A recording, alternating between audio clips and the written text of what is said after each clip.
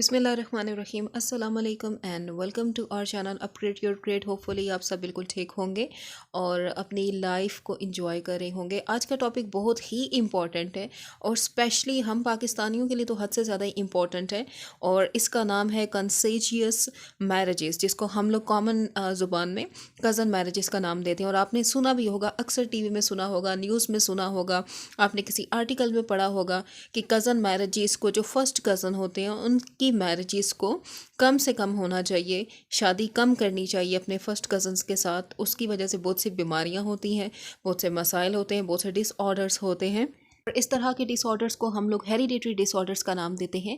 आपके सामने जो पिक्चर इसमें नज़र आ रहा है आपको, फादर और मदर, और जो फादर है और जो मदर है ये दोनों डिफेक्टिव जीन के कैरियर्स हैं जो कि इंफॉर्मेशन को कोड कर रहे हैं। इनके अंदर तो ये डिजीज़ अपीयर नहीं हुई, ये बिल्कुल हेल्दी थे, उन्होंने सारी ज़िंदगी आराम से गुजार दी। लेकिन इनके बच्चों के अंदर, अगर 4 बच्चे हैं तो ज़रूर एक के अंदर ये डिफेक्टिव जीन ट्रांसफ़र हो गई। अब ये डिफेक्टिव जीन ट्रांसफ़र क्यों हुई? क्योंकि इन दोनों पेरेंट्स ने अपने दादा और दादी, क्योंकि दोनों के एक ही दादा दादी थे, इन दोनों ने वहाँ से डिफेक्टिव जीन रिसीव की और 50% तक चांसेस होते हैं कि ये डिज़ीज़ ज़रूर अपीयर होती है बच्चों के अंदर। और फर्स्ट कज़न्स, क्योंकि उनके जेनेटिक मटीरियल की रिजेम्बलेंस होती है तो ये ज़्यादा ही ख़तरनाक होती है और इसकी वजह से जो बीमारियाँ होती हैं वो बच्चों के अंदर अनकवरेबल, अनट्रीटेबल होती हैं और पूरी लाइफ ख़राब हो जाती है। पूरी दुनिया के अंदर 1 बिलियन पॉपुलेशन की कज़न मैरिजेस हो चुकी हैं और इनमें जो पीक लेवल है वो है इंडिया का और पाकिस्तान का। और इंडिया पाकिस्तान में क्योंकि ट्रेंड ही बहुत है कज़न मैरिजेस का, वो अपनी कास्ट सिस्टम और अपनी बरादरी से बाहर शादियां करते ही नहीं हैं। शादियां फैमिलीज़ के अंदर ही होती रहती हैं। फर्स्ट कज़न के साथ शादी होती है तो बच्चे डिसेबल पैदा होते हैं और उसका सारे का सारा इल्ज़ाम फिर वो फीमेल्स को दे देते हैं कि इसकी मिस्टेक की वजह से ये सारे प्रॉब्लम्स हुए हैं। सो आज की वीडियो बहुत इंपॉर्टेंट है, तो आपने इसको एंड तक देखना है और इसको लाइक और शेयर करना मत भूलिएगा। उसके बाद सबसे ज़्यादा जो कॉमन हेरिडिटरी डिजीज़ हैं उसमें पहली एग्जांपल है सिकल सेल एनीमिया की। सिकल सेल एनीमिया हमारे पाकिस्तानी पॉपुलेशन में 75% तक हेरिडिटरी जो डिजीज़ हैं उसमें इसकी परसेंटेज है। और सिकल सेल एनीमिया कोई नई चीज़ नहीं है। इसमें जो नॉर्मल रेड ब्लड सेल की जो शेप और उसका साइज़ होता है वो चेंज हो जाता है हेरिडिटरी डिसऑर्डर, जेनेटिक डिसऑर्डर की वजह से, जीन्स की म्यूटेशन की वजह से। और जो रेड ब्लड सेल्स की शेप हो जाती है वो इस तरह की होती है कि वो आराम से ब्लड वेसल्स के अंदर फ्लो नहीं कर पाती, जिसकी वजह से ऑक्सीजन की सप्लाई नहीं होती, हीमोग्लोबिन डिस्ट्रक्टिव होता है। इसकी वजह से बच्चों के अंदर सर्कुलेटरी प्रोसेस डिस्टर्ब हो जाता है। ऐसे बच्चों की पूरी लाइफ बहुत प्रॉब्लमेटिक होती है। लेकिन अगर उनके पेरेंट्स पहले ही स्क्रीनिंग करवा लेते, पहले टेस्ट करवा लेते बिफोर मैरिज, तो उनके बच्चों को ये प्रॉब्लम फेस ना करनी पड़ती। उसके अलावा जो नेक्स्ट हेरिडिटरी डिसऑर्डर है वो है टे-साइक हेरिडिटरी डिसऑर्डर और इसमें एक स्पेसिफिक एंजाइम होता है गैंग्लियोसाइडेज एंजाइम, जो कि हमारे ब्रेन के, हमारे नर्व सेल्स के अंदर फैटी एसिड को तोड़ता है, उसकी ब्रेकडाउन में इन्वॉल्व होता है।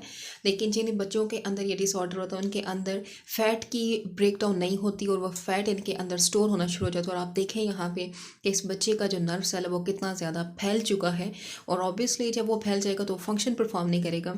इस डिसऑर्डर के जो सिम्टम्स होते हैं वो आफ्टर बर्थ 6 मंथ्स में अपीयर होना शुरू हो जाते हैं और वो बच्चा, उसके अंदर हेयरिंग प्रॉब्लम हो सकता है, विजन प्रॉब्लम हो सकता है, वो ब्लाइंड हो सकता है। तो ये कितने बड़े बड़े मसाइल हैं जो कि सिर्फ और सिर्फ कज़न मैरिजेस की वजह से होते हैं। उसके बाद जो नेक्स्ट कज़न मैरिजेस की वजह से डिसऑर्डर है वो है सिस्टिक फिब्रोसिस। और सिस्टिक फिब्रोसिस के प्रॉब्लम में ना सिर्फ वो हमारे रेस्पिरेटरी सिस्टम का डैमेज करता है बल्कि हमारे डाइजेस्टिव सिस्टम का भी डैमेज कर सकता है। और जो इफेक्टिव पेशेंट होता है उसके अंदर सांस लेने का प्रॉब्लम होगा, शॉर्ट ब्रीथिंग हो जाएगी, उसके अंदर गला उसका बंद हो जाएगा, उसको रेशा, दमा, ये सारे प्रॉब्लम्स उसको फेस करने पड़ेंगे। और इसकी वजह से और ऑक्सीजन की सप्लाई कम होने की वजह से वो अपनी एक्टिविटीज़ प्रॉपर परफॉर्म नहीं कर सकता, तो वो डिपेंडेंट हो जाता है मेडिकेशन के प्रोसेस के ऊपर, वो डिफरेंट थेरेपीज़ के ऊपर डिपेंडेंट हो जाता है। और अगर ये प्रॉब्लम छोटे बच्चों में ही अर्ली एजेस में अपीयर हो जाती है तो उनकी लाइफ स्टेप बाय स्टेप बहुत ही मुश्किल हो जाती है। उसके अलावा हंटिंगटन डिजीज़, ये भी हेरिडिटरी डिसऑर्डर है और ये प्रोग्रेसिव ब्रेन डिसऑर्डर है जिसमें ब्रेन के जो सेल्स होते हैं वो डिग्रेड होना शुरू हो जाते हैं, वो टूटना शुरू हो जाते हैं।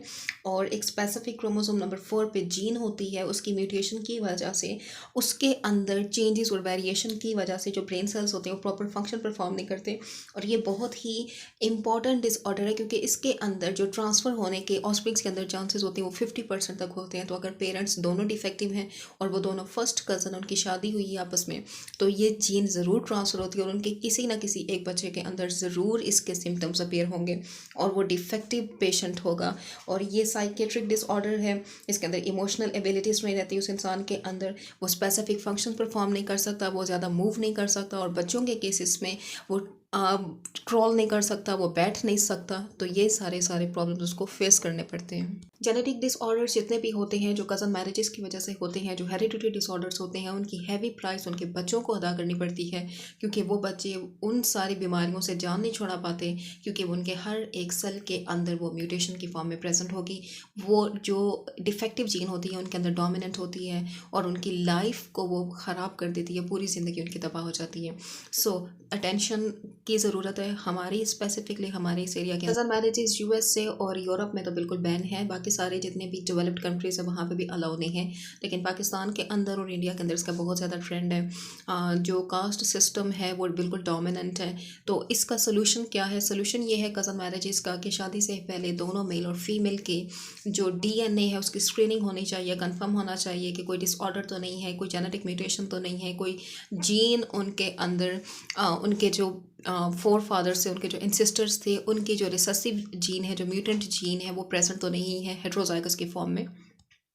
अवेयरनेस की और स्क्रीनिंग की इन दोनों की बहुत ज़रूरत है हर किसी को, और यही वो एक सिंपल सोल्यूशन है जो कि हमारे फ्यूचर जनरेशन को बहुत से डिसऑर्डर से प्रोटेक्शन प्रोवाइड करेगी। अल्लाह हाफिज़।